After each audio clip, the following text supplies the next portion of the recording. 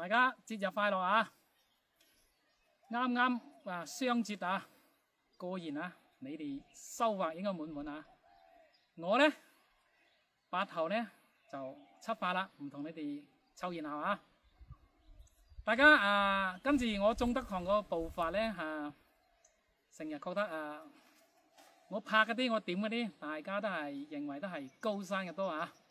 其實高山氣勢磅礴啊，我都係好欣賞。但係我哋低次識唔識點呢？今日呢8號呢，中德堂帶大家欣賞一個低次嘅地當作係樓梯地俾大家欣賞啊！呢個地冇人做嘅，大家睇得啦，冇要問我坐邊度，因為呢個地呢非同一般。點解呢個地呢又冇咁睇好佢呢？同埋低次呢，我哋要睇乜嘢呢？經常講啦，高次用風中間咧用沙，低次用水。低次仲有一句話高一寸為沙，低一寸為水。今日中德堂帶大家睇呢個樓梯地，會唔會係咁？啱唔啱大家心水？隨住我哋個鏡頭先睇前邊先。呢個地立桂山丁坐北向南。南方呢，見到冇非常靚仔我冇嘅咁靚仔嘅話南方火5星歸位，火星特潮，大貴人就得，你講一次不就得反正係南方火星歸位，呢一點就證明到呢個地係已經好上級數噶啦。依家講5星先講5星，因為有講到佢個5星又要講嘅10度天心。右邊少少金星話，點解會有呢個金星喺呢度呢？呢個太陰金，如果冇呢個金星嚟附住呢個熱場嘅右邊右側，佢嗰邊有條水沖過嚟少少個金星先講嗰啲10度天心先。再嚟睇左邊東方東方嘅10度天心，大家見得到未？一樣有木星，背後有水星。呢個地呢，今日呢拍一半啦，拍前後左右，背後就唔拍俾你哋睇啦，就唔想泄露太多天機啦。大家睇得啦。我哋言歸正傳點解低次高一寸為山，低一寸為水？低次除咗用水之外呢，我哋一定要用左右兩邊用低沙低水。呢個地呢，我認為學人叫烏鴉落田。睇左邊嘅翼，喺呢個位置應該有啲明顯㗎。一直落嚟落到電線杆呢度，大家見得到彎彎地嘅帶有弧度嘅，帶有弧形嘅低次嘅白虎沙。再嚟睇右邊，睇右邊有冇呢個跡象，先嚟論證呢個地結唔結。左邊上呢度就開始啦，電線杆嗰度呢條欄係咪高嘅？一直出到車嗰度，到間屋仔嗰度，係咪有條沙勾翻嚟嘅？呢個地係咪高一寸為山，低一寸為水？呢個地呢非常寶再嚟睇我哋熱場，點解要定喺呢一度？個熱場呢係個天然嘅石口熱呢度呢一圈都係啲石頭啦呢個石頭當面前嗰條神壇到呢度陣子，大家認為現唔現美？右手面呢都係石呢個地呢係地熱，用到低沙低水，同時又係個天口熱，又低次嘅呢沙水齊備，高次呢啲風連唔使講嘢啦，已經差唔多360度，見到啲風連啦，加上10度天心嗰啲星辰歸位，呢個地呢可以話成一個格局。然後我哋睇嘅水就邊度嚟？水彩右邊嚟右邊呢個位置，襟心方呢就交嗰邊嗰啲水嚇。到面前明堂嗰條水呢，流過明堂，呢個青龍山一勾翻嚟啦，變下去嗰度個藍色屋仔嗰度一收翻嚟，個內局非常緊嘅。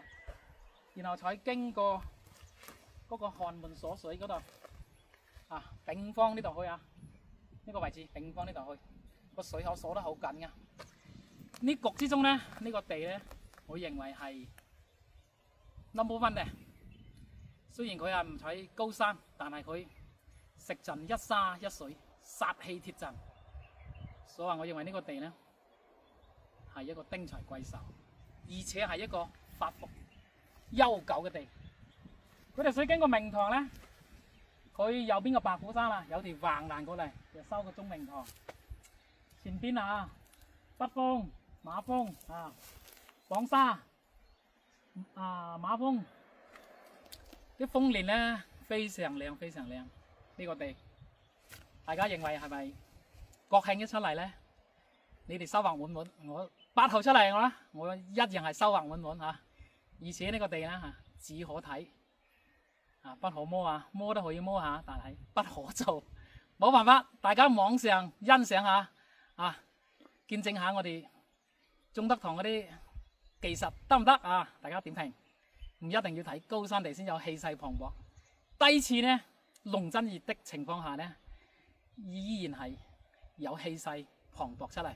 呢個地呢，龍真熱的，收盡一沙一水，殺氣鐵陣。我認為呢個地呢，雖然唔使高次，但係係一格係非常成格嘅地。歡迎大家中意啊！呢個係國慶嘅呢，送俾大家呢一份禮物。流體地啊，大家唔好諗啊，欣賞得啦嘛。呢個地呢份禮物啊，冇話你哋中意，我都中意啊！啊，坐下呢度再欣賞啊，沙靜水靜，面前嗰個特潮端端正正啊，左側天馬，嗰邊繼續天馬啊，偏右方嗰邊繼續有磅沙。我哋睇呢個夏庭結業呢，喺呢個時候，喺呢個低沙低水，再次欣賞到嗰啲高一寸為山，低一寸為水，佢個美態喺邊度啊？佢個精妙之處喺邊度啊？佢呢個地啊，收盡24山啊，本身嘅石頭係天然嘅嗰啲拜台嗰啲燃能，但係我哋睇到出邊個白虎佢呢條低沙啊，彎嚟幾有情意嚇，彎到呢個位置，然後水從面前過塘，接住右邊嗰白虎剪過嚟，又係低沙。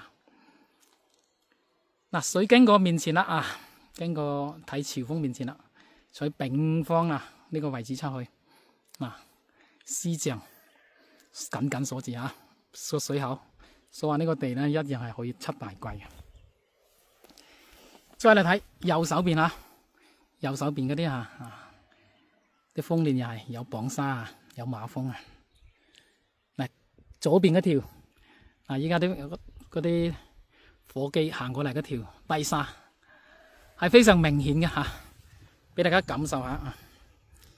而且個明堂啊非常聚又平靜啊，內焗緊啊，中明堂嗰啲。面前又有一條水逆過嚟，所以話呢，又有水過塘，面前有逆水交匯呢，就在面前偏左呢個丙方去再次感受得呢個低沙低水明堂二鍋底呢啲一般都係嗰個地熱必要嘅條件。然後呢，佢龍呢從青龍方呢一度嚟呢，佢係屬於千田過脈過嚟，所以話呢啲地呢係比較寶貴嘅，佢係屬於殺氣鐵陣嘅。採呢個大土星呢度千田過脈過嚟，殺氣鐵陣。